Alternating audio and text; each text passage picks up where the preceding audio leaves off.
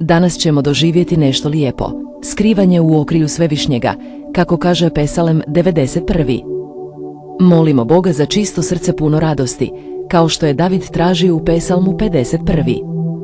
I hodimo bez straha, jer uz nas je pastir naš, iz Pesalma 23. Otvori svoje srce, pusti Boga da se sada brine za tebe. Jer kada mu se približimo, sve se mijenja. Započnimo ovu molitvu zajedno. Bog, Oče nebeski, danas želim s tobom razgovarati vrlo polako, jer volim biti blizu Gospodina. Ponekad se uplašim, znaš? Svijet je tako velik, vijesti su tako teške. Ali onda se sjetim što mi je Gospodin obećao u Pesalmu 91. Neka nikad ne bude samo onaj tko živi u tvome skrovištu, tko počiva pod tvojom sjenom. Gospodin je moj štit, moje utočište, moja tvrda kuća. I skrivam se u tvom zagrljaju, iako sve izvana izgleda strašno. Oče nebeski, ima i dana kada mi je srce kao u neredu.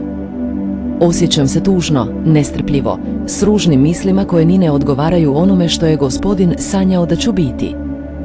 Stoga pitam, kao što je David pitao u Pesalmu 51. Stvori u meni srce čisto, puno svjetla.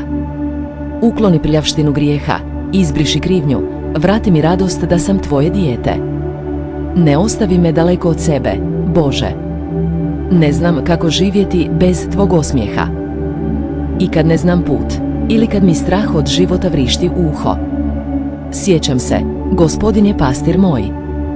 Usred sumnji Gospodin mi priprema zelene pašnjake.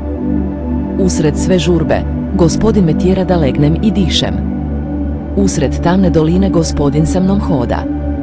I čak mogu čuti zvuk tvog štapa kako udara o tlo, vodi me, štiti me. Danas ponovno predajem svoj život u tvoje ruke. Čuvaj me, vodi me, obnovi me. Nauči me da ti vjerujem zatvorenih očiju.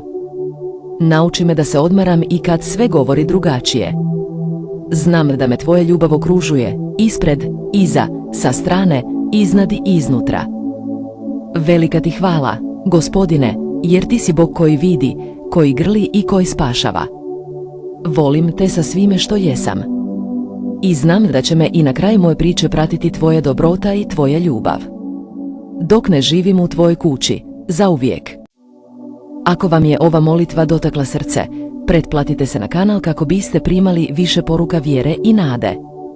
I ne zaboravite to podijeliti sa svojom obitelji i prijateljima, svatko treba ovu Božju ljubav u svojim srcima. Širimo ljubav zajedno.